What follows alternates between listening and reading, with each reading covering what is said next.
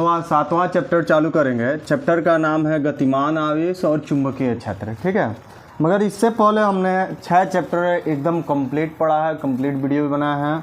उसमें पहला चैप्टर था आपका कूलॉम्स लॉ वाला, दूसरा चैप्टर था आपका गॉस का प्रमेय, तीसरा विभव विभवांतर था, चौथा आपका कैपेसिटर था धारिता से संबंधित, पांचवा आपका वैद्युत धारा था जिसमें ओम्स लॉ वगैरह पढ़ते हैं, और छठा किरचॉफ्स लॉ है। 7वां चैप्टर जो है गतिमान आवेश और चुंबकीय क्षेत्र है। अब रही बात, इसमें कुछ कैटेगरी बांटना होता है। 1 से लेकर जो 6वें चैप्टर तक हम क्लास 12 में पढ़ते हैं वो बोलता है इलेक्ट्रिक, मतलब वैद्युतिकी है, और 7 से लेकर 12 तक जो पढ़ते हैं वह जो होता है वैद्युत धारा का चुंबकीय प्रभाव पर आधारित है। मतलब इसमें वैद्युत का चुंबकत्व में कैसे रूपांतरण होता है या चुंबकत्व का प्रभाव को हम कैसे वैद्युत में बदलते हैं, इसके बारे में हम लोग को स्टडी करना होता है। इसके बाद आता है 13 के बाद से 12 के बाद से हमारा आता है ऑप्टिक्स आता है, उसके बाद से आपका न्यूक्लियर फिजिक्स आता है, फिर इलेक्ट्रॉनिक। मतलब क्लास 12 में इतने तरीके का हमें फिजिक्स पढ़ना होता है। अब रही बात इस चैप्टर में हमें क्या क्या पढ़ना है, तो इस चैप्टर में हम पढ़ेंगे जो है बायो-सवार्ट का नियम पढ़ेंगे। उसके बाद बायो-सवार्ट का नियम पढ़ने के बाद से जो तार वगैरह होते हैं जिसमें धारा प्रवाह होता है तो उसमें कितना बल लगता है, लॉरेंज बल पढ़ना है। कोई आवेशित कण है तो उसका पाथ कैसा होता है, ये सारी चीज़ें हम लोग को पढ़ना, और भी बहुत टॉपिक हैं। तो सबसे पहले जो पार्ट का नाम है इस पर कुछ जान लें बेसिक चीज़ें कि क्या कह रहा है। जैसे गतिमान आवेश, आवेश जानते हो क्या होता है। कोई भी पदार्थ ले लीजिए, कोई भी सब्सटेंस ले लीजिए, और उसका ऐसा आपको प्रॉपर्टी देखना है जिस प्रॉपर्टी के कारण बल कार्य करे, तो उसी को हम चार्ज कहते हैं। हो गई डिफिनेशन। मतलब कोई भी सब्सटेंस आपको लेना है, उस सब्सटेंस का ऐसा आपको प्रॉपर्टी मतलब गुण देखना है जिसके कारण आपका वैद्युत बल कार्य करे, तो जिस गुण के कारण वैद्युत बल कार्य करता है उसको आवेश करता है। अब रही बात गतिमान, जैसे हमारे घरों में बिजली जो आती है वह तारों के द्वारा आता है। ये तो है नहीं कि हवा के द्वारा आ गया या ऐसे पानी के माध्यम से आ गया। उसके लिए हम परिपथ बनाते हैं, जैसे तार दौड़ा है, गाँव में शहरों में हर जगह तार दौड़ा है, बिजली का तार दौड़ा है एक खंभे से दूसरे खंभे, तो उसमें धारा का प्रवाह होता है। जब धारा का प्रवाह होगा तो आप श्योरली जानते हो कि आवेश हो गया, इसका प्रवाह का दौर मतलब समय भाग दे दीजिए, उसी को धारा कहते हैं। और जहाँ धारा का प्रवाह होगा उसमें आवेश श्योरली है गतिमान होगा। तो कहाँ गतिमान आवेश मिलता है, जैसे मान लीजिए कोई परमाणु है तो उसमें जो है इलेक्ट्रॉन जो है मूव करता है, तो वह भी गतिमान आवेश में आता है क्योंकि वह नाभिक के चारों तरफ मूव करता है। दूसरी बात, जब हम तार में मोटा मोटी एक एग्जाम्पल रख लें, जैसे तार है उसमें बिजली हम प्रवाहित करते हैं तो उसमें भी जो है आवेश का ही प्रवाह होता था, आवेश जो है गतिमान होगा। तो यहाँ से ये हो जाता है। अब जब गतिमान कोई भी चार्ज होगा तो अपने चारों तरफ श्योरली बल पैदा करेगा। ये बल को हम इलेक्ट्रिक फोर्स कहते हैं। इस फोर्स को हम क्या कहते हैं, तो इलेक्ट्रिक फोर्स कहते हैं। अब रही बात इलेक्ट्रिक फोर्स, जब हम लोग पढ़ लेते हैं तो ये आवेश गतिमान जब होगा तो एक तो इलेक्ट्रिक फोर्स के बारे में हम कूलॉम्स लॉ, गॉस लॉ, इन सब के रूल लागू करके हम निकाल लेते हैं कितना फोर्स काम कर रहा है, कितना इलेक्ट्रिक फील्ड इंटेंसिटी पैदा होता है। मगर दूसरी बात एक चीज़ और जो है एकदम मौखिक याद रखना होता है कि कोई भी आवेश अगर गतिमान है मतलब मूव कर रहा है तो उसमें बल के साथ ही उसमें जो है मैग्नेटिक फोर्स भी इसमें काम करेगा। अब ये दिमाग में हमारे आता है, हरी भाई हम चुंबक लेते हैं और तब देखते हैं कोई सिक्का क्वाइन ले लिए लोहे का या कोई भी लौह चुंबकीय पदार्थ ले लेते हैं तो वह चिपका लेता है, सिर्फ चुंबक। आप ये बेसिक चीज़ें देखें, मगर नहीं, सिर्फ यही एक चीज़ें नहीं चिपकाता है। आप वो ले लीजिए, क्या बोलते हैं, तार ले लीजिए और उसमें आप धारा का प्रवाह करिए या आवेश का प्रवाह करिए तो इसके चारों तरफ आपका इलेक्ट्रिक फील्ड तो उत्पन्न होगा, साथ ही इसमें मैग्नेटिक फील्ड भी क्रिएट हो जाता है। और ये क्रिएट कैसे होता है कौन बताए, ओरस्टेड बताए थे कि कोई भी धारावाही चालक है जिसमें हम धारा का प्रवाह करते हैं तो अपने चारों तरफ मैग्नेटिक फील्ड उत्पन्न कर देता है। जैसे चार्ज है, कोई आवेश है तो अपने चारों तरफ फील्ड बनाता है जिसको हम इलेक्ट्रिक फील्ड कहते हैं। या ये तार है, इसमें धारा प्रवाहित होगा तो इसमें भी इलेक्ट्रिक फील्ड पैदा होगा। मगर ओरेस्टेड कहते हैं इलेक्ट्रिक फील्ड तो है ही है, साथ में इसमें मैग्नेटिक फील्ड भी पैदा हो जाता है, इसमें चुंबकीय प्रभाव भी पैदा हो जाता है। ठीक है, इसी के आधार पर हमारा क्या बना है, तो वैद्युत मोटर बना है, वैद्युत मोटर। ठीक है, उसमें धारा भेजते हैं, उसको हम यांत्रिक ऊर्जा में बदल लेते हैं। फिर हमारा जनरेटर देखिए, उसमें क्या है, चुंबकीय ऊर्जा को हम इलेक्ट्रिक एनर्जी में बदल देते हैं, मैग्नेटिक एनर्जी को। ठीक है, तो ये कुछ एग्जाम्पल होता है बेसिक। तो हमें ये चीज़ें गतिमान आवेश के बारे में जान गए, चुंबकीय क्षेत्र के बारे में जान गए, मगर नहीं, इसके पढ़ने के साथ अब हम तो बेसिक नॉलेज रखें। अब इस चैप्टर में हमारा पहला टॉपिक है क्या, इसके बारे में जानना। तो हमारा पहला ही टॉपिक है चुंबकीय क्षेत्र, मैग्नेटिक फील्ड। आखिर में चुंबकीय क्षेत्र क्या है, मुश्किल से हमें 30 सेकंड लगता है एक टॉपिक को समझाने में, तैयार कराने में। आपको भी लगेगा, मगर कुछ बेसिक चीज़ें जान लीजिए क्या चीज़ है ये मैग्नेटिक फील्ड के बारे में। देखिए, हम इसको पढ़ने के लिए सबसे पहले वैद्युत उठाएंगे कि आखिर में वैद्युत क्षेत्र क्या होता है, तब हम ये आपको पढ़ा देंगे। 2 मिनट लगेगा, 2 मिनट नहीं, 30 सेकंड 40 सेकंड लगेगा, हमारा क्लियर हो जाता है। पहले वैद्युत क्षेत्र यानी इलेक्ट्रिक फील्ड क्या होता है। कोई चार्ज ले लीजिए, उसके चारों ओर का आप फील्ड देखिए, जिसमें कोई दूसरा चार्ज लाएं तो या तो वह आकर्षण बल का या तो वह प्रतिकर्षण। मान लीजिए ये चार्ज ला रहे हैं, ये इलाका हो गया इसका एरिया, तो इस एरिया में हम कोई दूसरा चार्ज लाएंगे तो या तो वह आकर्षण बल का अनुभव करे या तो वह प्रतिकर्षण बल का अनुभव करे। तो जो एरिया बना रहा था, इसी एरिया का नाम हम रखते हैं इलेक्ट्रिक फील्ड। ठीक है, इस एरिया का नाम हम क्या रखते हैं, तो इलेक्ट्रिक फील्ड। सेम ऐसे ही कोई आप मैग्नेटिक कोई सब्सटेंस ले लीजिए, जैसे हम सिंपल से एग्जांपल दे रहे हैं चुंबक। अभी हम कह रहे थे तार, यहाँ हम चुंबक से डिफाइन उठाते हैं। तार भी लीजिए जिसमें धारा प्रवाहित करेंगे तो इसके भी चारों ओर का एरिया होगा, जिसमें हम चुंबक के प्रभाव का महसूस कर सकते हैं, अनुभव कर सकते हैं, वही चुंबकीय क्षेत्र कहलाता है। परिभाषा भी बता दिए। तो यह वैद्युत क्षेत्र की डिफिनीशन बताए हैं। अब चुंबकीय क्षेत्र देखिए, यह मान लीजिए एक मैग्नेटिक कोई सब्सटेंस है। ठीक है, तो इसके चारों ओर का आप ऐसा क्षेत्र देखो, ऐसा आपको एरिया देखना है जिसमें हम मैग्नेटिक प्रभाव का हम महसूस करें, अनुभव करें, तो यही क्षेत्र क्या कहलाएगा, आपका चुंबकीय क्षेत्र कहलाएगा। एकदम बेसिक समझा है। ठीक है, कोई इसमें ताम झाम नहीं, कोई लपेट वाला काम नहीं, हम बेसिक है। कोई चुंबक लेना है, उसके चारों ओर का आपको एरिया देखना है, जिसमें आप किसका, तो चुंबक के प्रभाव का अनुभव करें, महसूस करें, वही क्या कहलाता है, तो चुंबकीय क्षेत्र कहलाता है। अब रही बात इसकी डिफिनीशन लिखना, तो नोट कर देते हैं एकदम सरल तरीके से। ठीक है, बस 30 सेकंड लगेगा नोट करने में, 30 से 40 सेकंड बस हो ही जाएगा।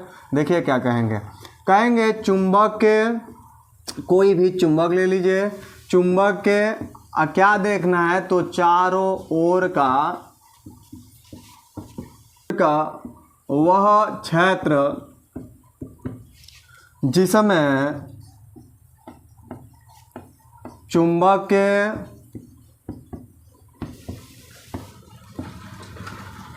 प्रभाव का तो अनुभव करें। अनुभव मतलब होता है महसूस करना, अनुभव करें, चुंबकीय क्षेत्र कहलाता है। क्या कहलाएगा, तो इसी को कहेंगे चुंबकीय क्षेत्र, चुंबकीय क्षेत्र कहलाता है।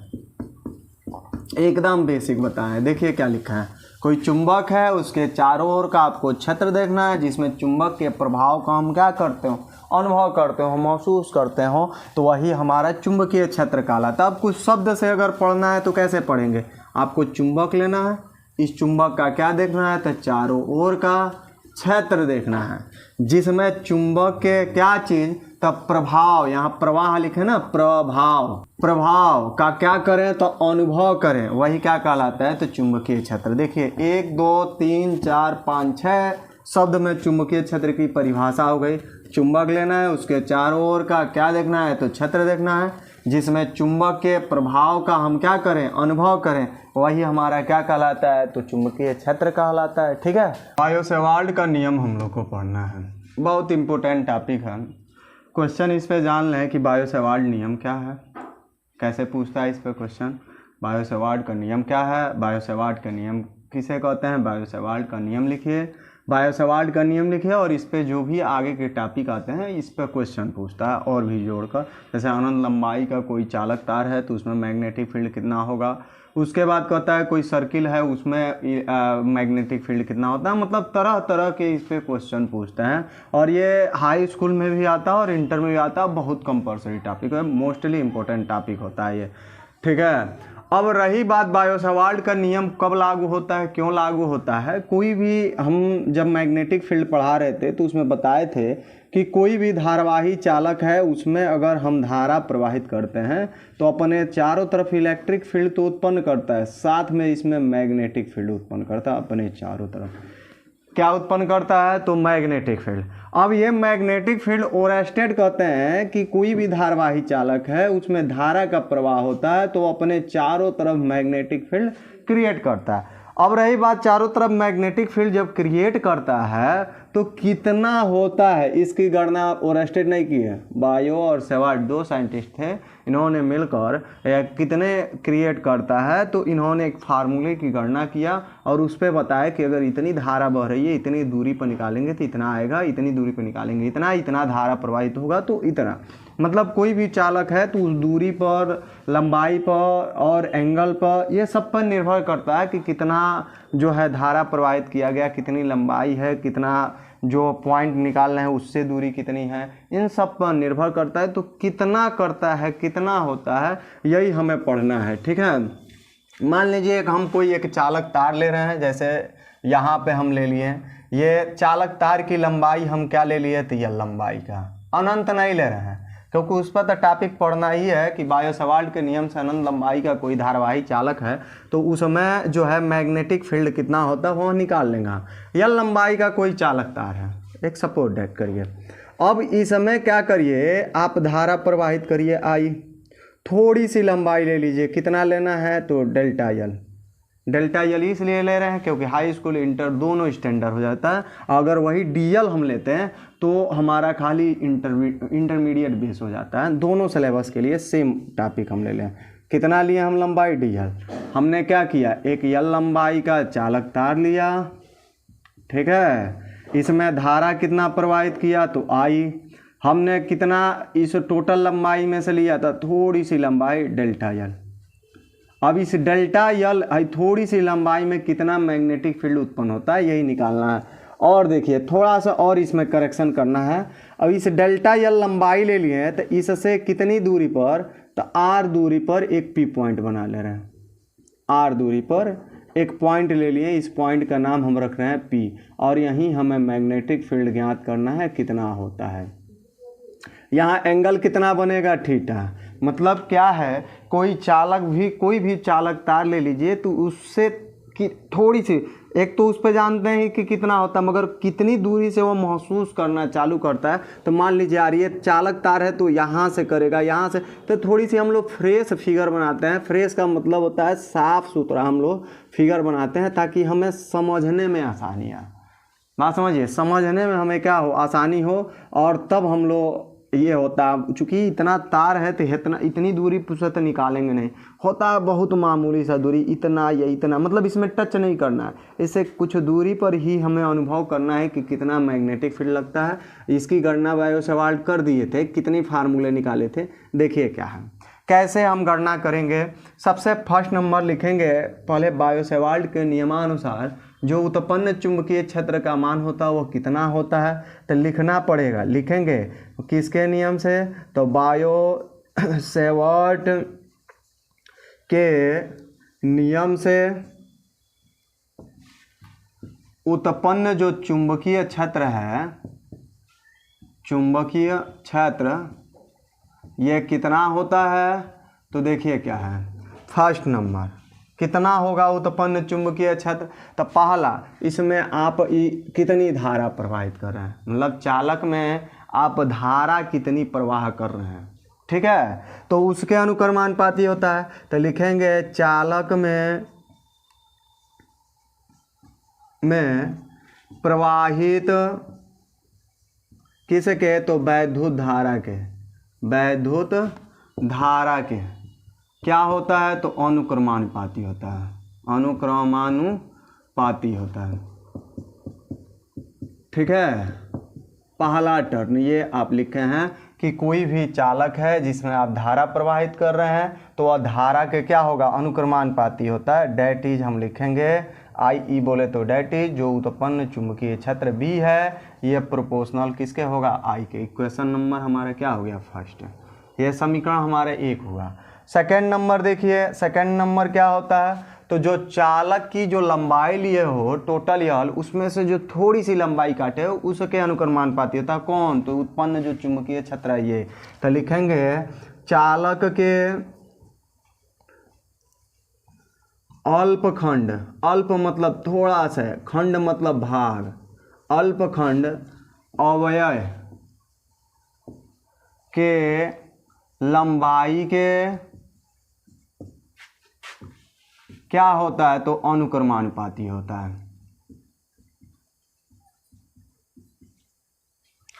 है, ठीक है।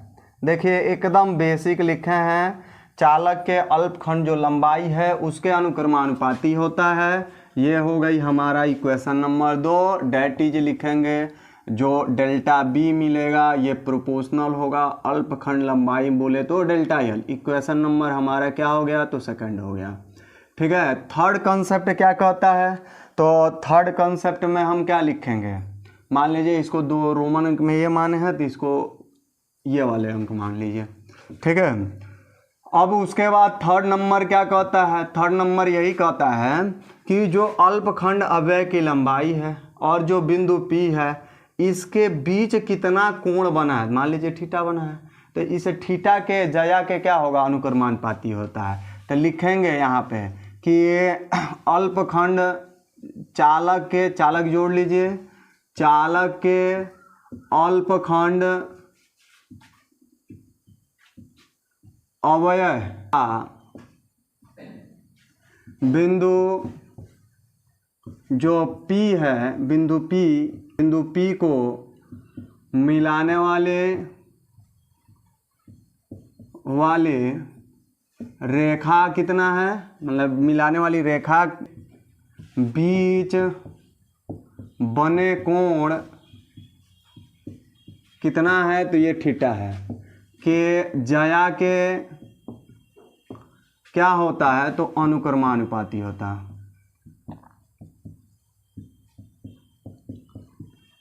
है। ठीक है, मतलब अब क्या लिखेंगे, तो डैट इज लिखेंगे जो डेल्टा बी है ये प्रोपोर्शनल होगा किसके, तो साइन थीटा का। इक्वेशन नंबर हमारा 3 हुआ। एक और समीकरण बनाना है, हमारा कंप्लीट हो जाएगा। तो लिखेंगे चौथा नंबर क्या है, तो अल्पखंड अवयव की लंबाई और बिंदु P के बीच कितनी दूरी है, तो मान लीजिए आ रहे इसका वर्ग का भी उत्क्रमानुपाती होता है, मतलब दूरी बढ़ाते हैं तो चुंबकीय क्षेत्र का मान क्या हो जाता है, घट जाता है। तो लिखना पड़ेगा, लिखेंगे कि चालक के अल्पखंड अवयव तथा जो बिंदु P है अवयव तथा बिंदु P के जो बीच की दूरी है, बीच की दूरी इसके वर्ग के क्या होता है, तो वर्ग के व्युत्क्रमानुपाती होता है, व्युत्क्रमानुपाती होता है। ठीक है, यहाँ हम एडजस्ट कर दे रहे हैं इसको। ठीक है, डैट इज हम लिखेंगे कितना, तो हमारा डेल्टा बी जो होगा ये प्रोपोर्शनल होगा 1/r²। के इक्वेशन नंबर हमारा क्या हो गया, 4।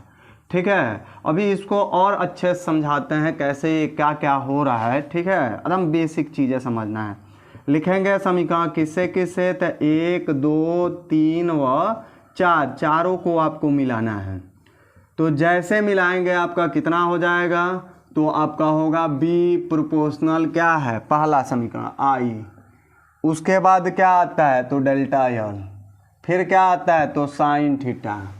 ठीक है, इसके बट्टे, क्योंकि 1/r² है तो बट्टे हो जाएगा r²। ठीक है, अब देखिए क्या है, उत्पन्न चुंबकीय क्षेत्र का मान निकालनी है। अभी इस प्रोपोर्शनल का चिन्ह हटाते हैं, तो जब हटाएंगे तो यहाँ इक्वल टू लगेगा। और कब ये बराबर होगा? जब तक कि आप यहाँ कोई कांस्टेंट नहीं रखते हैं, मतलब कोई नियतांक नहीं रखते हैं, ठीक है। और आई आपका डेल्टा यल और साइन थीटा हो गया, नीचे आपका आर स्क्वायर हो गया। इसे पूरे कांस्टेंट, मतलब कांस्टेंट रखना है। ये प्रोपोर्शनल का चिन्ह हटाते हैं तो इक्वल टू लिखते हैं, तो हर समीकरण में कांस्टेंट लिखते हैं और हर समीकरण में कांस्टेंट का मान फिक्स होता है। वह जब तक वैल्यू नहीं रखेंगे तब तक संतुलन नहीं होगा। तो इस पूरे का वैल्यू होता है म्यू 0/4 पाई आई डेल्टा यल और साइन थीटा बट्टे आपका क्या हो जाएगा, तो आर स्क्वायर होता है। जहाँ आपका म्यू 0/4 पाई इस पूरे का वैल्यू होता है 1 × 10⁻⁷ न्यूटन प्रति एम्पियर स्क्वायर होता है, ठीक है। जहाँ म्यू 0 क्या है, तो ये होता है निर्वात में चुंबकशीलता होता है, चुंबकशीलता, ठीक है। अब इसका भी मात्रक न्यूटन पर एम्पियर स्क्वायर होता है और इसका वैल्यू जो होता है वह 4 पाई × 10⁻⁷ न्यूटन प्रति एम्पियर स्क्वायर होता है, ठीक है। इसका बीमा नेक्स्ट टर्म पढ़ाते हैं, मगर सबसे पहले इसको समझना है हमें क्या क्या कह रहा है, ठीक है। एक बार समझिए, पहले इसको समझिए, फिर इसका मेथड फिर एक बार और समझाते हैं अलग तरीके से। बायो-सेवाल्ट क्या किए हैं, ओरेस्टेड कहे कि कोई भी चालक तार है, जब उसमें आप धारा प्रवाहित करते हो तो वह अपने चारों तरफ इलेक्ट्रिक फील्ड उत्पन्न करता है, ठीक है। कुलाम्स लॉ भी बोलता है, गास लॉ भी बोलता है, ओम्स लॉ भी बोलता है, यही चीज़ है। मगर ओरेस्टेड कहें कि नहीं, आपका इलेक्ट्रिक फील्ड के साथ इसमें मैग्नेटिक फील्ड भी उत्पन्न होता है, और वह कितना होता तो वह ओरेस्टेड नहीं बताएं। बायो और सेवाल्ट दो साइंटिस्ट हैं, इन्होंने बताया कितना होता है, तो वही फार्मूला गणना किए। अब वो फार्मूला से ये नहीं है कि हम जो है एक बार फिक्स कर दिए, वह एक मेथड है फार्मूला, उससे आप ये कर सकते हैं कि अलग अलग जो है लंबाई, अलग अलग कितनी धारा प्रवाहित हो रही है, इन सब पर आप गणना कर सकते हैं कि कितनी मैग्नेटिक फील्ड उत्पन्न कर रहा है, कितनी क्रिएट हो रहा है, ठीक है। तो पहला बायो-सेवाल्ट क्या बताएं, पहला यही बताएं कि जो हम चालक तार था इसमें जब धारा प्रवाहित करते हैं तो जब मैग्नेटिक फील्ड जो उत्पन्न होता है तो आप कितना धारा प्रवाहित किए उसके अनुक्रमानुपाती होता है या समानुपाती होता है। इसका मतलब क्या होता है, मतलब यही होता है कि जितना ही धारा आप बढ़ाएंगे, मतलब जितना ही अधिक वैद्युत धारा प्रवाहित करेंगे उतना ही अधिक मैग्नेटिक फील्ड क्रिएट होता है। मतलब मैग्नेटिक फील्ड बोले तो चुंबकीय क्षेत्र उतना ही अधिक उत्पन्न होगा। मतलब एक सिंपल से बता रहे हैं, एक सेल ले लीजिए छोटा सा, वो बहुत मामूली सा मैग्नेटिक फील्ड उत्पन्न करेगा। थोड़ा सा बड़ा ले लीजिए और ज़्यादा है, उससे बड़ा ले लीजिए और ज़्यादा है। एक विद्युत तार ले लीजिए जिसमें 1100 वोल्ट आता है, उससे ज़्यादा है, उससे ज़्यादा 11,000 हो गया, फिर 22,000 हो गया, फिर 33,000 होगा, फिर केवीए वाला जो आता है उसमें तो और ज़्यादा होता है। ये तार है और यहाँ से रहेंगे, यहीं से आपको खींच लेगा, मतलब आपको मैग्नेटिक फील्ड का अनुभव होने लगेगा, ठीक है। बहुत अधिक होता है उसमें, ठीक है। तो पहला टर्न यही हुआ कि जितना ही अधिक धारा प्रवाहित करेंगे चुंबकीय क्षेत्र उतना ही ज़्यादा होगा।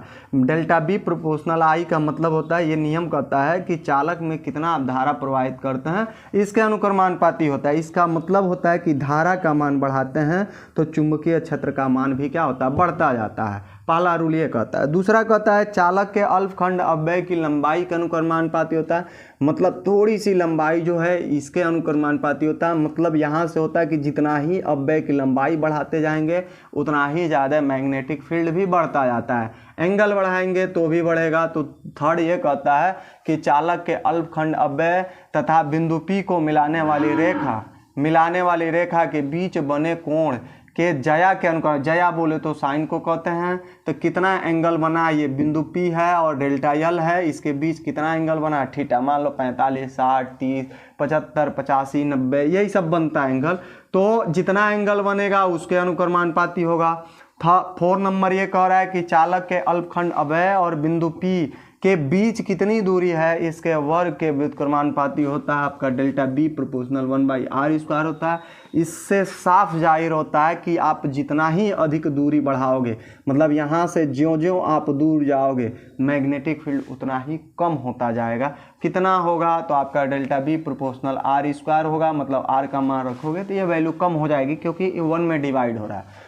अब ये चारों समीकरण है, एक ये है, एक ये है, एक ये है, एक ये है, चारों समीकरणों को मिलाते हैं, ये आता है। इस समानुपाती का चिन्ह हटाते हैं तो इक्वल टू लिखते हैं और या इधर कांस्टेंट लिखेंगे। अब देखिए इस नियतांक, कांस्टेंट बोले तो नियतांक, हर एक समीकरण के लिए नियतांक फिक्स होता है, इस वैल्यू को आपको याद रखना पड़ता है। इस समीकरण के लिए बायो-सेबार्ट ने क्या पुट किया तो μ0/4π पुट किया, बाकी ये सिलेबस है ये है। अब μ0/4π का मान होता है 1 × 10⁻⁷ न्यूटन पर एम्पियर स्क्वायर होता है, जहाँ μ0 को निर्वात में चुंबकशीलता कहते हैं, 4π भेज दीजिए, इसका वैल्यू भी निकल जाता है। इसका बीमा, इसमें मैग्नेटिक फील्ड का मात्रक, बीमा जो है निर्वात में चुंबकशीलता की बीमा, माध्यम में चुंबकशीलता की बीमा जो है, इन सब का मात्रक क्या होता है तो उसको नेक्स्ट टर्न पढ़ाते हैं, नेक्स्ट वीडियो। बायो-सेबार्ट का नियम हम लोग पढ़ चुके हैं, उसके बाद चुंबकीय क्षेत्र भी पढ़ चुके हैं। चुंबकीय क्षेत्र क्या होता है इसके बारे में भी जान चुके हैं। कोई चुंबक है और उसके चारों ओर का आप क्षेत्र देखते हैं जिसमें कोई दूसरा कोई चुंबकीय पदार्थ लगाते हैं, तो चुंबक के प्रभाव का हम अनुभव करें तो हमारा चुंबकीय क्षेत्र कहलाता है। बायो-सेबार्ट का भी नियम पढ़ चुके हैं। अब इस पे ये जो हेडिंग डाले हैं इस पे बहुत लॉजिक क्वेश्चन आता है, लॉन्ग क्वेश्चन है ये, शॉर्ट कभी भी नहीं आएगा। सवाल भी आते हैं तो लॉन्ग आते हैं, और इस पे जो है क्वेश्चन जो है हर साल का ये पूछा हुआ इस चैप्टर का क्वेश्चन है।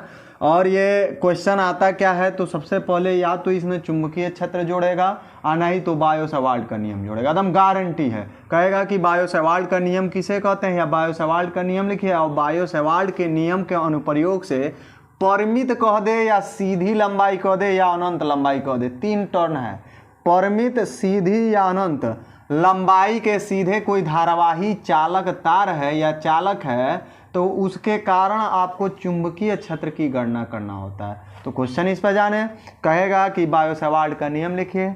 बायो-सेबार्ट का नियम क्या है, बायो-सेबार्ट का नियम लिखिए और बायो-सेबार्ट की नियम की सहायता से परिमित या अनंत लंबाई के सीधे धारावाही चालक के कारण उत्पन्न चुंबकीय क्षेत्र की तीव्रता का व्यंजन प्राप्त कीजिए।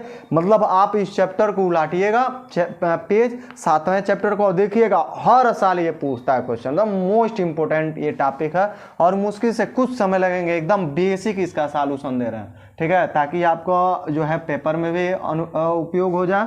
और हमारे यही कोशिश है कि ज़्यादा तो ज़्यादा तौर पे बहुत बच्चे ऐसे हैं जो दूर के हैं, जो कोचिंग अटेंड नहीं कर पाते हैं, तो उनको हम अच्छे गुणवत्ता दें। ना ही कोई पैसा लगने वाला है और ना ही कुछ, बस आपका एक लाइक चाहिए और सब्सक्राइब चाहिए, शेयर कर दीजिए, थोड़ा सा मेहनत अगर हमारा लगे तो, ठीक है। देखिए क्या है, कैसे कहेंगे, ये फ्री की एकदम पढ़ाई है, न कि इसमें पैसा लगेगा, न कि मैं कोई ऐप चलाता हूँ कि मुझे ये ऐप खरीदिए, ऐसे पैसे डालिए, ये करिए वो करिए। एक हमारे जो यूट्यूब में एक प्लेलिस्ट है, जैसे फिजिक्स जो है क्लास 12 के नाम से, लमसम में उसमें जो है 110 से ऊपर वीडियो हम डाल चुके हैं। मतलब क्लास 12 का ये 7वां चैप्टर का एकदम कंटिन्यूअस आपको मिलेगा, मतलब एकदम कंटिन्यूअस आपको सिलेबस मिलेगा और एक टॉपिक इधर उधर नहीं है, फुल चैप्टर का। अगर कोई बचता भी है क्वेश्चन तो आप कमेंट करिए, वो टॉपिक को हम पढ़ाते हैं, ठीक है। चलिए टॉपिक देखते हैं क्या कह रहा है। जैसे परिमित लंबाई या कहे अनंत लंबाई का कोई सीधा धारावाही चालक है तो उसके कारण हमें क्या ज्ञात करना है तो मैग्नेटिक फील्ड की गणना करना है। तो हम कैसे गणना करेंगे, मान लीजिए कोई सीधा हम धारावाही चालक तार ले लिए, ये हो गई, कितनी लंबाई को हुई तो यह लंबाई, हाँ अनंत भी कह सकते हैं, मगर पहले तो इसका एक बेस रखिए ना, कितनी लंबाई लेते हैं तो हम यह लंबाई का, और इसमें हम कितनी धारा प्रवाहित करते हैं तो आई, पॉइंट का नाम रखिए, इस सिरे का नाम रखें सी और इसका नाम रखें डी, एक मिडिल पॉइंट ले लीजिए, यहाँ पे नाम रखिए इसका क्यू, और यहाँ से आप आर दूरी पे एक पॉइंट लगा दीजिए पी, यही हमें ज्ञात करना है मैग्नेटिक फील्ड कितना होता है बी, ठीक है। फिगर हो गई।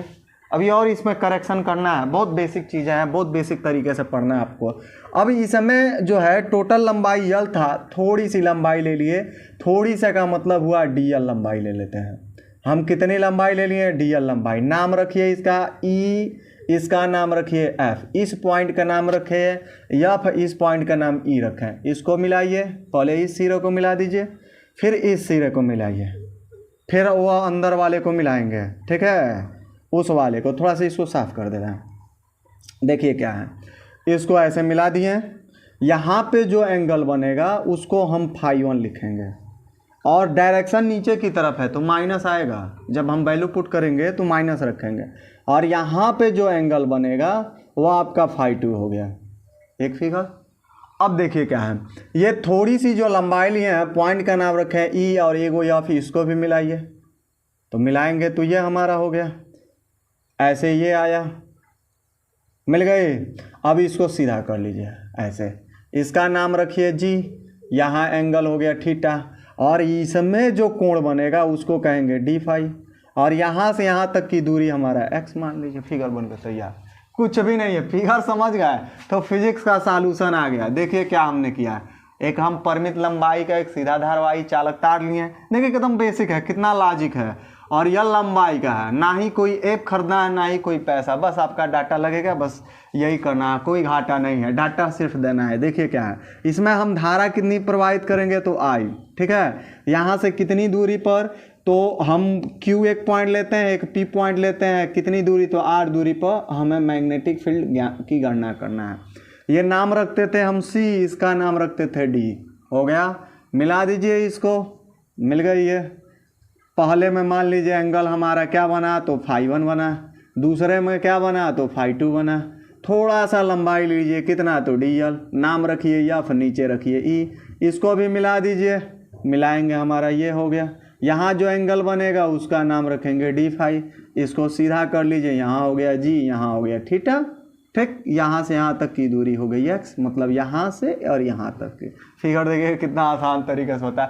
फिर एक बार देखिए और देखिए, थोड़ा समय तो देना है, पैसा तो थोड़ी ना लग रहा है। ये हमारा हो गया सी, ये हो गया हमारा डी, यहाँ से ये दूरी हम ले लिए क्यू, ये ले लिया हम पी, ठीक है, इसको मिला दिए तो यहाँ जो एंगल बना उसको हम φ1 कहेंगे। नीचे की तरफ है तो माइनस आएगा जब वैल्यू पुट करेंगे, ऊपर जब मिलाएंगे तो इस वाले में φ2 बनेगा, यहाँ से यहाँ तक। थोड़ी सी लंबाई ले लिए, कितना तो dl, ठीक है, यह हो गई, इसको मिला दीजिए, नाम रखिए e, इसका नाम f, इसको सीधा कर लीजिए, इसका करिए जी, ये हो गया हमारा थीटा, ये दूरी r हो गई, ये दूरी यहाँ से यहाँ तक की दूरी हो गई x। फिगर बनकर तैयार। अब बायो-सेवार्ट नियम लगा दीजिए। देखिए क्या है, अब इसको हम मिटाते हैं, 3 फिगर समझाए हैं, ठीक है, और बहुत धाकड़ एकदम टॉपिक है, आपको कोई दिक्कतें नहीं होगा। लिखेंगे किससे तो देखिए क्वेश्चन कभी भी पूछेगा तो बायो-सेवार्ट नियम छोड़ेगा नहीं, बायो-सेवार्ट के नियम को फॉलो करके ही ये सॉल्व होगा। तो हम जानते हैं, क्या जानते हैं, तो ये जानते हैं कि बायो-सेवार्ट के नियम से, सेवार्ट के नियम से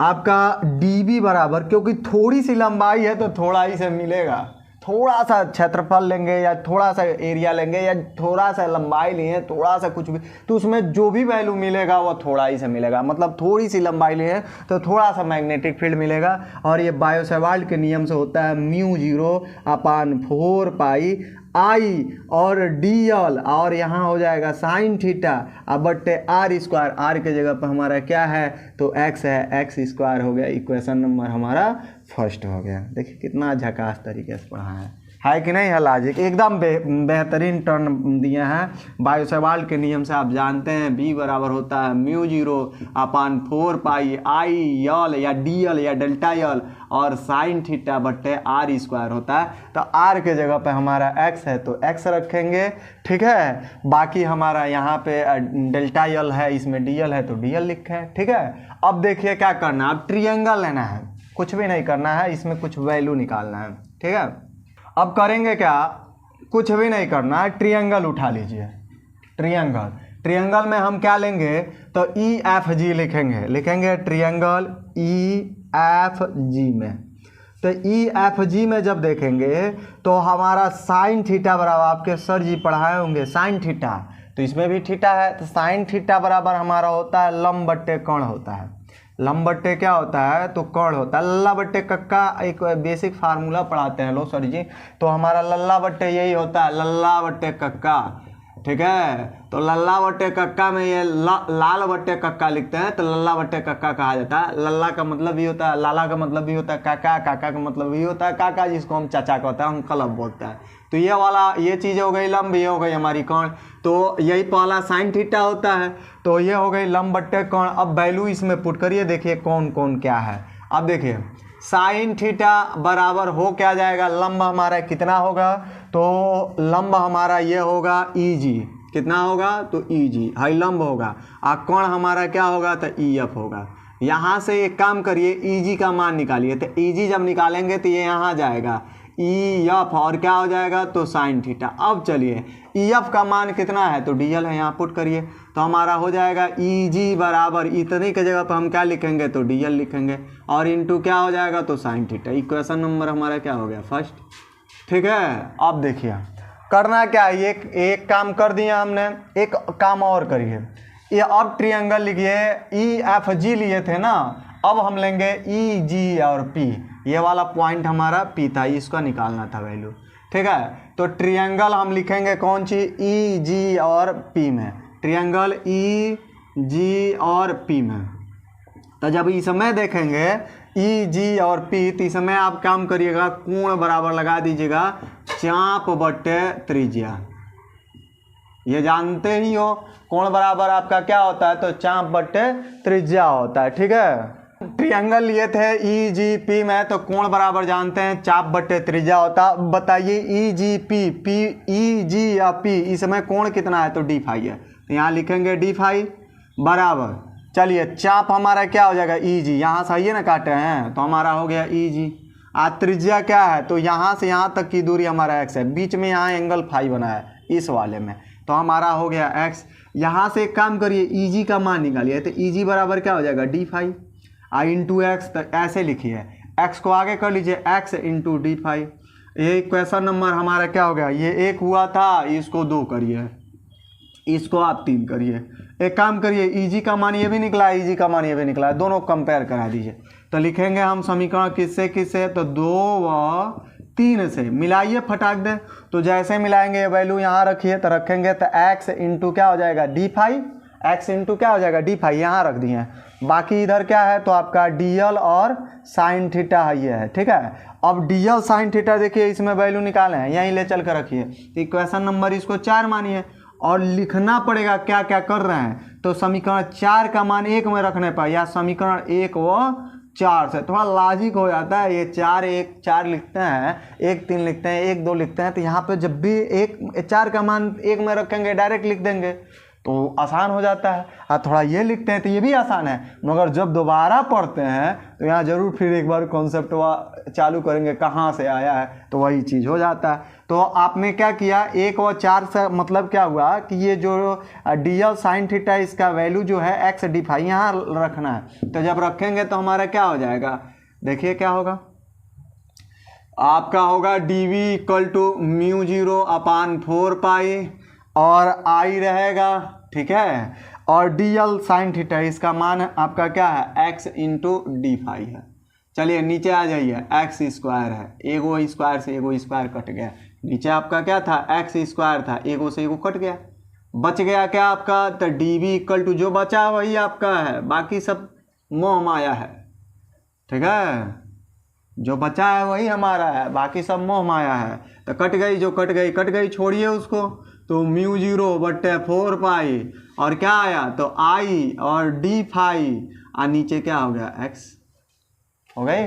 फिर इसको इक्वेशन मानिए 4 गए थे 5 आ जाइए, है कि नहीं है जुगाड़ू काम एकदम परफेक्ट चीज़ है। हमने क्या किया ये वैल्यू था सवाल के नियम से ट्रायंगल लगाए EFG में साइन थीटा और लंब बट्टे कोण, लंब हमारा क्या था EG था, कोण हमारा EF था, ये हो गया। यहाँ से EG निकालिए ये दूरी, तो जब निकालते हैं ये यहाँ आ जाता है EF का मान है DL रख दिए। फिर ट्रायंगल लेते हैं EG और P में यहाँ से, तो हमारा कोण बराबर D फाई, ये कोण है इसमें, यहाँ से देखिए ये वाला, तो D फाई बराबर हमारा क्या हो जाएगा चाप हमारा EG हो गया, त्रिज्या हमारा x। यहाँ से EG का मान निकाल कंपेयर करके रखेंगे, आया वैल्यू रखेंगे इसमें, तो हमारा वो आएगा, कट गया हमारा, ये हो गया। हुआ कि नहीं हुआ। फिर ट्रायंगल लीजिए, ट्रायंगल लिखेंगे इसी प्रकार, त्रिभुज किस में तो हाई Q है हमारा, हाई हमारा P है, ठीक है, ये हमारा Q है, ये P है, ये E है, तो हम लिखेंगे QPE में, ठीक है। QPE में जब देखेंगे तो हमारा क्या होता है QEP में, यहाँ पे एक काम करिएगा, में जो है कास फाई एंगल है, तो लिखेंगे कास फाई काश फाई बराबर ये फार्मूला क्या है, लल्ला बट्टे काका मने लाला, लाला मने होला चाचा, और काका मने भी चाचा ही होता है, आई जिसको अब भाषा में हम लोग कहते हैं अंकल जी। तो हाई हमारा हो गया साइन थीटा, यह हमारा हो गया कास थीटा, और यह हमारा हो गया टैन थीटा। देखिए हाइया वाला पकड़ना है, कास ये होता है। तो कास फाई बराबर लिखेंगे हम क्या, आधार बट्टे कक्का है ना, तो कक्का बोले तो कौन, अभी इसको मिटा देते हैं, लल्ला काका गईने तेल लगावे, ठीक है। बाकी जो बचा है उसको लेके चलिए इसमें देखिए आधार है, ये है ट्रायंगल, तो इसमें हमारा ये आधार है, ये लंब है, बाकी ये वाला कण है। तो आधार हमारा ये वाला है, तो आधार हमारा क्या हो जाएगा, यहाँ से लिखेंगे cos फाई बराबर आधार हमारा r हो गया, कण हमारा यहाँ से x हो गया। तो यहाँ से क्योंकि यहाँ से यहाँ तक की दूरी है ये ना x है, आई तो फाई इसका एंगल है, यहाँ पर है।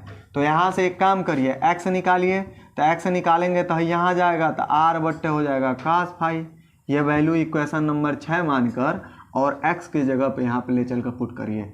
एकदम बेसिक बताया है, समीकरण 5 व किस से 6 से लिखेंगे।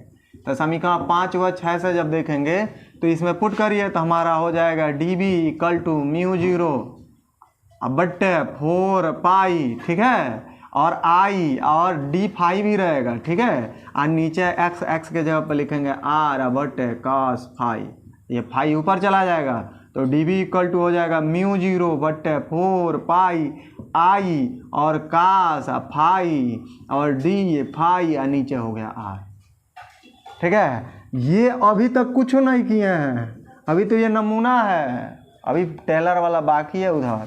तो देखिए ये जो है अल्प चुंबकीय क्षेत्र है, अल्प बोले तो स्मॉल, अल्प चुंबकीय क्षेत्र निकाले हैं, चुंबकीय क्षेत्र। अब पूरा चुंबकीय क्षेत्र निकालने के लिए हम करेंगे क्या, तो करेंगे क्या यही कि अतः कुल लिखना पड़ेगा आपको, अतः कुल चुंबकीय क्षेत्र, चुंबकीय क्षेत्र आखिर में कितना होगा, तो आपका b जो होगा इंटीग्रेशन dv का होगा, b का मान कितना होगा, तो ये dv के बराबर होगा इंटीग्रेशन। अब चलिए वैल्यू पुट करिए, तो b equal to integration dv, dv का मान क्या है, तो हमारा μ0 बट्टे 4 पाई आई और कास फाई और इंटू डी फाई, ठीक है। आप बट्टे नीचे आ जाइए तो हमारा r है, और कहाँ से कहाँ तक है, तो फाई 1 से लेकर फाई 2 तक है। हमने क्या किया, dB का मान ये था, यहाँ ले चल के रख दिए। अब कहाँ से कहाँ तक, क्योंकि इसमें निश्चित करना है, तो निश्चित हमारा ये फाई 1 है, ये हमारा फाई 2 है। मारते मार बहन चुप मारते, मारे भूसड़ी वाला के मारता, तेज से मारिए, मारे जाता भाग जा, कपारे फाट जाता, मारता मारे भगाओ। तो ये कम से कम 1 घंटा जागल नहीं है अब।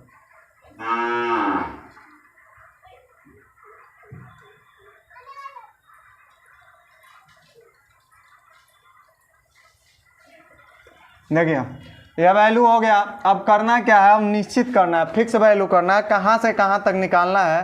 तो पहला एंगल फाई 1 है, दूसरा फाई 2। अब डायरेक्शन देखिए, इसका नीचे है, धारा इधर जा रहा है, डायरेक्शन इसका नीचे है, इसका ऊपर है, तो यहाँ पर रखेंगे हम फाई 1, मगर नीचे है, तो इसीलिए कहे थे जब फिगर बना रहे थे, तो डायरेक्शन जब नीचे होता है या डायरेक्शन विपरीत है, धारा इधर जा रहा है, डायरेक्शन नीचे है, तो ये माइनस हो जाएगा, ऊपर वाला क्या हो जाएगा, प्लस हो जाएगा, ठीक है। अब जो कामन है निकाल लीजिए, तो कामन हमारा यही है μ0 बट्टे 4 पाई आई बट्टे आर कामन है, इंटीग्रेशन हो जाएगा माइनस फाई 1 से लेकर फाई 2 तक, और कास फाई, और इसका क्या हो जाएगा डी फाई।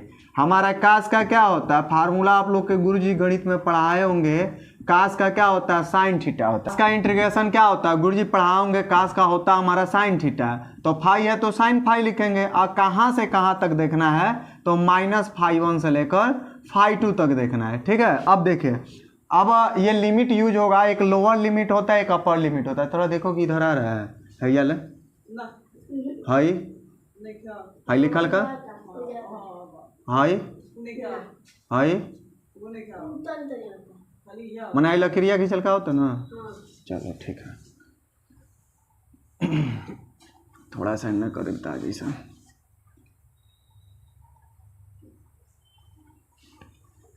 देखिए इसमें जो कॉमन है कॉमन निकाल लीजिए। तो b बराबर जब कॉमन निकालेंगे तो हमारा, क्योंकि इंटीग्रेशन किसका होगा, जो फाई से संबंधित होगा, तो यही बस है, तो इसका होगा, बाकी निकाल दीजिए। तो म्यू 0/4 निकल गया, I/r भी निकल जाएगा। बचा क्या आपका, तो -φ1 से लेकर φ2 तक, और कास फाई, और इसका क्या हो जाएगा d फाई।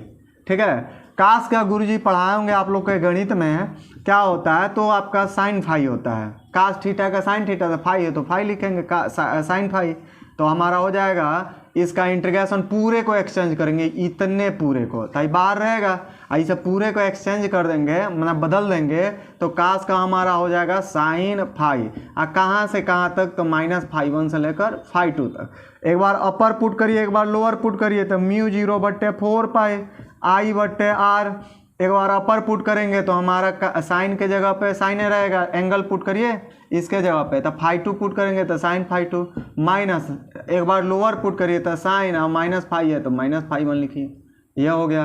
अब एक चीज़ और पढ़ाए होंगे, साइन में माइनस थीटा जो होता है वह जो होता है माइनस साइन थीटा होता है, मैंने sine minus theta minus sine theta होता है। तो ये वैल्यू जब पुट करेंगे तो म्यू 0/4 I/ क्या हो गया r, और ये जब पुट करेंगे अपर लोअर, तो हमारा क्या हो जाएगा, साइन थीटा तो φ1 पुट तो कर दिए, अब ये हमारा माइनस माइनस है तो ये हमारा प्लस हो जाएगा, साइन क्या हो जाएगा, तो φ2 था φ1 हो जाएगा। यह हमारा चुंबकीय क्षेत्र का फार्मूला हो गया। यही तक निकालना, आप शर्त है तो उसको अभी पढ़ ले रहे हैं हम, पहले इसको समझिए। यह हमारा फिगर था, फिगर यहाँ फिर एक बार प्लाट कर देते हैं। ये हो गई, सी हो गया, डी हो गया। यहाँ पे एक काम कर रहे थे, धारा आई प्रवाहित कर रहे थे, यहाँ पे एक पॉइंट ले रहे थे हम, क्या, क्यू। यहाँ से कितनी दूरी पर, तो पी पॉइंट पर आर दूरी पर हम मैग्नेटिक फील्ड निकाल रहे हैं। मिला दीजिए, यहाँ आपका φ1 बन रहा था, यहाँ आपका φ2 बन रहा था, ये यहाँ पर बी ज्ञात करना था। थोड़ी सी लंबाई ली है dl, मिला दिए इसको, तो मिलाएं तो यहाँ पे नाम रखें इसका ई, इसका रखें एफ, यहाँ पर जी, यहाँ थीटा, तो यहाँ पे आपका फाई बन रहा है, आई से वाले में एंगल आपका डी फाई बन रहा है। तो देखिए यहाँ पे डी फाई लिखे हैं, बाकी उसमें फिगर तो एकदम फ्रेश बना है, सारा हो गया। अब बायोसेवाल्ड के नियम से हम क्या जानते हैं, तो डी बी बराबर होता है म्यू 0/4 I dl साइन थीटा/x² होता है। ट्रिएंगल ले लीजिए ई एफ जी में, तो जब ई एफ जी में देखेंगे तो हमारा साइन थीटा बराबर होता है लंब/कोण, लंब हमारा हो गया ये ई जी, या कोण हो गया ई एफ, लिख दिए यहाँ से ई जी निकालिए, तो ये जाएगा यहाँ से, ये गुणा हो जाएगा, ई एफ का मान क्या है, तो डी एल लिख दिए। अब ट्रिएंगल लीजिए ई जी और पी, तो ई जी पी में कोण बराबर यूज करेंगे चाप/त्रिज्या, कोण हमारा डी फाई है, चाप हमारा ई जी हो जाएगा, और त्रिज्या यहाँ से यहाँ तक हमारा त्रिज्या जो हो जाएगा वो एक्स हो जाएगा। ई जी निकाल लीजिए तो हमारा एक्स डी फाई हो गया। अब ये वैल्यू क्या करिए, यहाँ पर ले चल कर रखिए, तो रखेंगे तो डी एल साइन थीटा है, और ई जी का मान, और एक ई जी का मान एक्स डी फाई है, यहाँ रख दीजिए, ये हो गया। ये वैल्यू यहाँ पुट करिए, मतलब डी एल साइन थीटा है, इसके जगह पे एक्स डी फाई रख दिए, ऊपर नीचे जो कटने वाला है कट गया, बच गया ये। अब ट्रिएंगल हम यूज करेंगे क्या, क्यू हो गया, पी हो गया और ई, तो इसमें कास एंगल फाई है तो फाई लिखेंगे, कास फाई बराबर ट्रिएंगल में हमारा होता है आधार/कोण, आधार हमारा आर हो गया, कोण हमारा यहाँ से यहाँ तक एक्स हो गया, यहाँ से एक्स निकालिए तो r/कास फाई हो गया। यह हमारा समीकरण 6 हो गया। ये वैल्यू ले चल कर यहाँ पर रखिए, तो जब रखते हैं तो हमारा क्या हो जाएगा, म्यू 0/4 I डी फाई, और नीचे हमारा एक्स के जगह पर आर है, कास फाई हो गया। ये पलटी मारेगा, ऊपर चला गया, ये हो गया। अब कुल चुंबकीय क्षेत्र निकालना है, तो क्या करेंगे, ये थोड़े से जो चुंबकीय क्षेत्र निकालें इसका इंटीग्रेशन करा दीजिए, हो गया ये हमारा।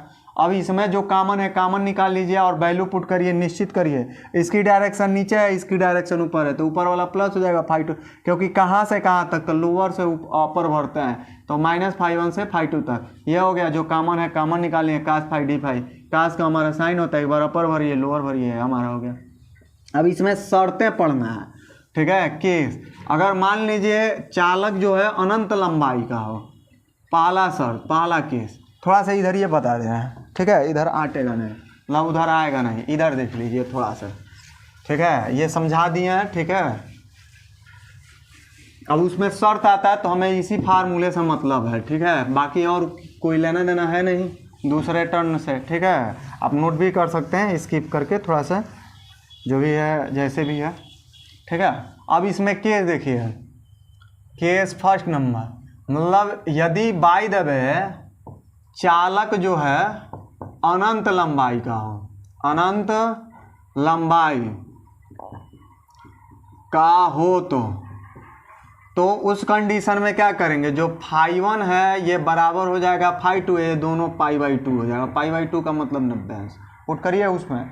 तो जब पुट करेंगे तो हमारा b इक्वल टू क्या हो जाएगा, तो μ0/4 पाई I/r, और यहाँ साइन φ2 की जगह पर 90, φ1 साइन φ1 तो φ1 की जगह पर भी 90 आपका 180 हो जाएगा। नहीं, ऐसा नहीं है, यहाँ पे I/r ये एंगल है ना, जुड़ जाएगा, 2 साइन 90 हो जाएगा, और नहीं तो 90 का मान 1, 90 का मान 1, 112 हो जाएगा। तो आपका b बराबर हो जाएगा μ0/4 पाई और I/r इंटू 2 से 2 कट गया 4, ये आपका हो जाएगा यहाँ से b equal to μ0/2 pi I/r, नहीं तो 2 लगा दीजिए, बस आंसर हो जाता है। ठीक है, ये हो गई। अब दूसरा शर्त एक चीज और कहता है कि अगर मान लीजिए हम यदि P बिंदु चालक के समीप हो तो उस कंडीशन में क्या हो जाएगा, जो आपका φ1 होगा वह π/2 हो जाएगा और जो φ2 होगा वह 0 अंश हो जाएगा। ठीक है, अब पुट करिए तो आपका b बराबर, अब मैग्नेटिक फील्ड कितना होगा, तो μ0/4 पाई I/r, और यहाँ पे साइन φ2 तो φ2 की जगह 0 प्लस साइन φ1 तो φ1 की जगह π/2, इसका तो मान 0 होगा, इसका 1 से गुणा कराएंगे तो आपका यही होगा μ0/4 पाई I/ क्या है, तो r आएगा। ठीक है, एकदम क्लियर। देखिए बायोसवाल का नियम हम लोग पढ़ चुके थे, और उसमें एक जो था प्रकाश की चाल, निर्वात में चुंबकशीलता और निर्वात में विद्युतशीलता, इन तीनों में रिलेशन पढ़ा चुके थे, जहाँ c बराबर आता था 1/√μ0 ε0, ये आया था। अब इसमें ये इसका बीमा पूछता है। ठीक है, मतलब हमारा नोट्स क्या हो जाएगा, इसको नोट में पढ़ा दे रहे हैं, पूछता है हर साल, मात्रक पूछता है, नहीं बीमा पूछता है, तो इसको नोट में डाल दे रहे हैं। ठीक है, जैसे ये दोनों का गुणज पूछता है, μ0 ε0 का बीमा कितना होगा, गुणज है। अब एक चीज़ एकदम कंफर्म रहिए, ये μ0 ε0 का बीमा ही नहीं कि म्यू का निकाल दें एप्सिलॉन का निकाल दें हो गया, नहीं, ऐसे नहीं है, ये दोनों का गुणा है। बहुत ये मोस्टली इम्पोर्टेंट है, ये पूछता है कि आखिर में μ0 ε0 का बीमा कितना होता है, कैसे निकालेंगे, एकदम बेसिक बताते हैं। क्योंकि हम जानते हैं कि प्रकाश की चाल, जिसको आप C से लिखते हो, कामा निर्वात में चुंबकशीलता,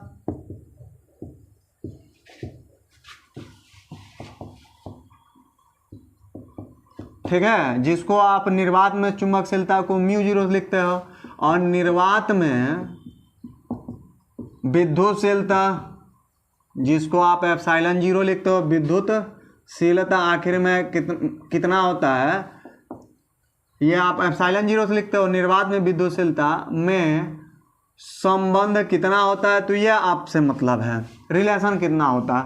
तो आप जानते हो C बराबर होता है 1/√μ0 ε0, दोनों पक्षों का वर्ग करिए, तो जब वर्ग करेंगे तो c² होगा, इधर होगा 1/μ0 ε0। एक काम करिए, इसको यहाँ भेजिए, इसको यहाँ पे, तो आपका μ0 ε0 बराबर क्या हो जाएगा, तो 1/c²। अब बीमा निकालना है, तो चलिए 11 का पढ़ा कर याददाश्त ताज़ा कर देते हैं। 11 में पढ़ते हैं एक सिलेबस कि LHS के बीमा RHS के बीमा के बराबर होता है, मतलब इसका बीमा इसके बीमा के बराबर होगा। तो यहाँ लिखेंगे μ0 ε0 का जो बीमा होगा वह बराबर किसका होगा, 1/c² का बीमा। एकदम बेसिक, देखिए एकदम धाकड़ चीज़ है। अब इसका ऑटोमेटिक निकल जाएगा कितना होता है, तो देखिए क्या होगा। अब ये प्रकाश की चाल है, तो प्रकाश की चाल का मात्रक होता है मीटर/सेकंड, मीटर लेंथ होता है इंग्लिश, तो बीमाइल हो जाएगा। टाइम सेकंड का, सेकंड को इंग्लिश में टाइम कहता है, टाइम का हमारा टी होगा, नीचे से ऊपर भेजेंगे t/-1, यह हो गया हमारा चाल का बीमा। तो यहाँ लिखेंगे L और t/-1, ऐसे पूरे का स्क्वायर, इसको सेट करिए तो 1/, क्या हो जाएगा, L² t/-2, नीचे से ऊपर भेजिए तो आपका L/-2 हो जाएगा t/+2 घात। आप बीमा के लिए कभी भी यही ब्रैकेट यूज़ करते हैं। तो ये हमारा हो जाता है म्यू जीरो एप्सिलॉन जीरो का बीमा हो जाता है। एकदम ढाकर तरीके से ये पूछता है, हर साल आता है। ठीक है, म्यू जीरो एप्सिलॉन जीरो का बीमा कितना होता है, हमने कैसे निकाला ये जानते हो। प्रकाश की चाल, निर्वात में चुंबकशीलता, निर्वात में विद्युतशीलता में संबंध हमारा ये होता है। दोनों पक्षों का स्क्वायर किए, ये हो गया। यहाँ से इसको यहाँ भेजे, इसको यहाँ भेजे, ये हो गया। हम म्यू जीरो एप्सिलॉन जीरो का बीमा निकालने के लिए क्या करेंगे, तो इसका बीमा इसके बीमा के बराबर होगा। और चाल का बीमा होता है LT/-1 और स्क्वायर है C का, तो स्क्वायर करिए, ब्रैकेट खोलिए, इसको अंदर स्क्वायर भेजिए, हो गया, नीचे से ऊपर भेज दीजिए, हो गया। एकदम बेसिक चीज़ें हैं, एकदम आ गई ना। ठीक ना।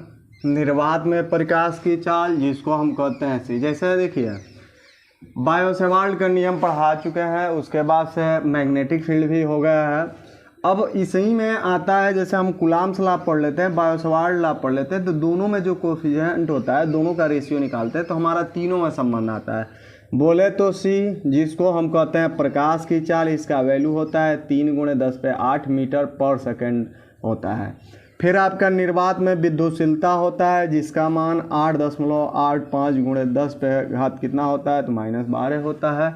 और जब यूनिट निकालते हैं तो आपका होता है क्या, कूलॉम स्क्वायर प्रति न्यूटन मीटर स्क्वायर आता है। फिर आपका चुंबकशीलता होता है, जिसको निर्वात में, तो इसका वैल्यू जो होता है 4π × 10⁻⁷ न्यूटन पर एम्पियर स्क्वायर होता है। ठीक है, ये तीन चीज़ें हैं और इन तीनों में हमें रिलेशन निकालना है कि जो C है एप्सिलॉन जीरो है और म्यू जीरो। C को हम कहते हैं निर्वात में प्रकाश की चाल, इसका वैल्यू भी फिक्स होता है। म्यू जीरो को निर्वात में चुंबक से विद्युतशीलता कहते हैं, इसका वैल्यू इतना होता है।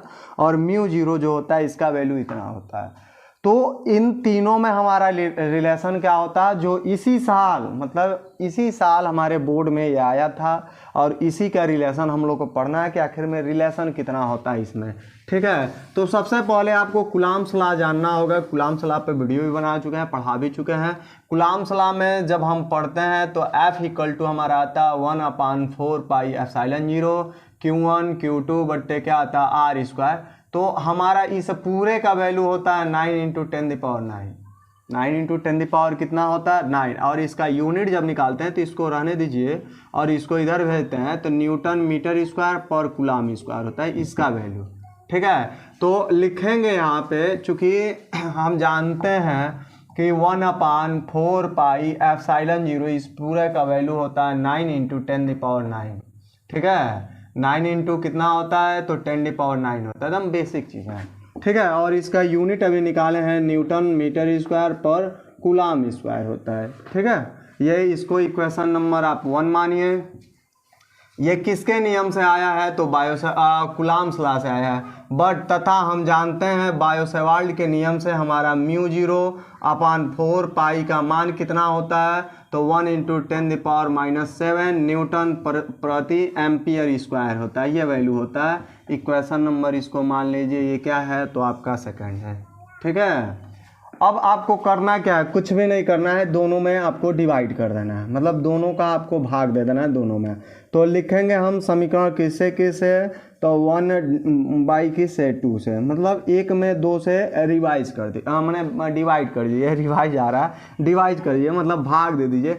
जैसे भाग देंगे तो आपका कितना वैल्यू आएगा, तो आपका इधर है 1/4πε0 है और ये है आपका म्यू जीरो अपान कितना है, तो 4π है। एक पक्ष का एक पक्ष, मतलब वन साइड और दूसरे वाले साइड का दूसरे वाले से भाग दे दीजिए, मतलब म्यू जीरो बट्टे 4π का मान है 9 × 10⁻ कितना 9 और फिर नीचे का वैल्यू कितना है, तो इसका तो 1 × 10⁻⁷ है। ठीक है, ये 4π से 4π कट गया, इसको यहाँ भेजिए। तो जैसे ही भेजेंगे आपका हो जाएगा 1/ε0 म्यू जीरो, मतलब म्यू जीरो यहाँ आ जाएगा, ε0 बचा है, इसको ऊपर भेजिए तो यह हो जाएगा आपका 9 × 10⁻⁹ है, ये ऊपर जाएगा तो देखिए -7 है, ऊपर जाएगा तो पावर प्लस हो जाएगा, तो आपका इस पे +7 घात हो जाएगा। अब इसको अच्छे से फिट कर लीजिए, तो जैसे फिट करेंगे तो आपका कितना हो जाएगा, सॉल्व करेंगे तो 9 × 10⁻16 हो जाएगा। ठीक है, कितना पावर हो जाएंगे तो 16 करेंगे तो हमारा क्या होगा 1/ε0 म्यू 0 हो गया। इसको हम सेट करेंगे तो 3 × 10 पर कितना कर सकते हैं 8 इस पूरे का स्क्वायर, क्योंकि 3 का स्क्वायर करेंगे तो 9 होगा और 8 का स्क्वायर करेंगे 10 पे 8 है तो 10 पे 8 × 10 पे 8 घात जुड़ जाता है 8 8 16 हो जाएगा। ठीक है, ये किसका वैल्यू होता है तभी शुरू में बताए हैं, ये निर्वात में प्रकाश की चाल का वैल्यू होता है। तो हमारा हो जाएगा 1/ε0 म्यू 0। ठीक है, आप बराबर इस पूरे के जगह पर सी लिख देंगे, इतने के जगह पर स्क्वायर है तो स्क्वायर कर दीजिए, मतलब सी का स्क्वायर बराबर हमारा आया 1/ε0 म्यू 0। तो सी बराबर क्या हो जाएगा तो अंडर रूट में 1/ε0 म्यू 0 आ जाएगा। ठीक है, इसको और सेट करिए तो सेट करेंगे तो हमारा सी बराबर हो जाएगा 1/√में ε0 और म्यू 0, ये इसका वैल्यू होता है। ठीक है, थोड़ा साफ से लिख दे रहे हैं ε0 म्यू 0 या म्यू 0 ε0, यह वैल्यू होता है। जहाँ आपका सी क्या है तो ये निर्वात में प्रकाश की चाल है। ठीक है, ε0 क्या है तो ये भी निर्वात में ही है, मगर निर्वात में ये विद्युतशीलता है, विद्युतशीलता। उसके बाद म्यू 0 क्या है तो ये निर्वात में ये भी है, निर्वात के लिए होता है, तो निर्वात में ये चुंबकशीलता होता है, चुंबकशीलता। हमने क्या किया, कुछ नहीं किया, बस आपको यही जाना, आपको 3 चीज़ों में रिलेशन निकालना है, सी ε0 म्यू में रिलेशन निकालना है। ये इस साल बोर्ड में आया था अपने वहाँ। ठीक है, और ये बहुत कंपलसरी है, ग्रेजुएशन लेवल में भी आ जाता है कि सी ε0 म्यू 0 में रिलेशन क्या होता है, इलेक्ट्रिक में बहुत ज़्यादा पूछता है। तो बेसिक कैसे आप करेंगे, या आपका कुलाम्स लॉ से कांस्टेंट उसमें क्या होता है तो 1/4πε0 का वैल्यू होता है 9 × 10⁹ न्यूटन पर मीटर स्क्वायर प्रति कुलाम स्क्वायर। ये क्वेश्चन नंबर हमारा फर्स्ट हो गया। क्योंकि हम बायो सेवार्ट के नियम से जो कल ही वीडियो बनाए थे उसमें क्या था, म्यू 0/4π का मान था 1 × 10⁻⁷ न्यूटन पर एम्पियर स्क्वायर। हमने क्या किया, दोनों को डिवाइड किए तो हमारा आया 1/4πε0 म्यू 0/4π 9 × 10⁹ और यहाँ 1 × 10⁻⁷ है। हम करेंगे क्या, इसको नीचे से ऊपर भेज देंगे तो 1 इसमें ये कट गया तो ये यहाँ जाएगा तो आपका 1/ε0 म्यू 0 हो गया, ये ऊपर जाएगा तो 9 × 10⁹ है और वह +7 घात हो जाएगा। ठीक है, अब 7 और 90 कितना हो जाएगा, 7 और 9 कितना हो जाएगा तो आपका 16 हो जाएगा, 16 हो जाएगा। तो आपका 1/ε0 म्यू 0 बराबर क्या हो जाएगा तो 9 × 10⁻, मतलब 16 घात मतलब 16 पावर हो गया। इसको आप सही करेंगे तो 3 × 10 पे कितना कर देंगे 8 कर दीजिए, इस पूरे का होल स्क्वायर। इस पूरे का मान कितना होता है तो सी होता है, मतलब इस पूरे को हम निर्वात में प्रकाश की चाल कहते हैं, जिसका वैल्यू होता है आपका 3 × 10 पे 8 उसका स्क्वायर, मतलब इतने की जगह पर सी रखोगे, स्क्वायर है तो स्क्वायर करोगे, इसको इधर कर दिए उसको उधर कर दिए, कोई मान में अंतर नहीं। स्क्वायर है दूसरे पक्ष में जाएगा तो आपका अंडर रूट हो जाएगा, एक का अंडर रूट एक ही होगा, इसका वैल्यू सब रखेंगे या वैल्यू सॉल्व करेंगे ना तो आपका 3 × 10 पे 8 आएगा, इसका वैल्यू रख देंगे ना आ जाएगा। अब इस पर बीमा होता है तो बीमा नेक्स्ट टर्न पर पढ़ते हैं। ठीक है, इसका बीमा पूछता है म्यू 0/ε0 का बीमा क्या होता है, तो एकदम बेसिक पढ़ा देंगे, एकदम 2 मिनट का बहुविकल्प ही आता है, कंप्लीट हो जाएगा। ठीक है, उम्मीद करते हैं आपको समझ में आई, तो समझ में आई तो लाइक ज़रूर करिएगा, शेयर और